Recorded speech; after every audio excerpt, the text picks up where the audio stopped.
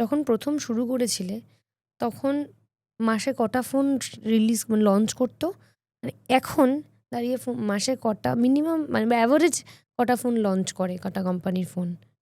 তখন একটা ফোন আসতো মনে হতো যে মানে একটা উৎসব আসছে, কিছু একটা বিশাল হাইপ তৈরি হচ্ছে এরকম একটা ব্যাপার। Redmi র নোট সিরিজের ফোন আসতো, হুম, Samsung এর এস সিরিজের ফোন আসতো। iPhone এর তো কথাই নেই। তো এইসব ব্যাপারগুলো সেই সময় ছিল। কিন্তু তখন ফোন এটা মানে তখন এই হাইপটা তৈরি হতো কারণ ফোন কম রিলিজ হতো। আমরা যখনই কোনো কিছু লিমিটেড পাই তখন সেটার ভ্যালুটা বেড়ে যায়। তো এখন যেটা হয়েছে যে কোম্পানিগুলো রেগুলার ফোন রিলিজ করছে। একটা ফোনের সাকসেসর ৬ মাস বাদে চলে আসছে। ৪ মাস বাদে চলে আসছে। তো এত ঘন, ঘন যদি ফোন আসে তাহলে মাসে তো ১০-১৫ টা ফোন রিলিজ হওয়ারই কথা এবং সেরকমই হচ্ছে।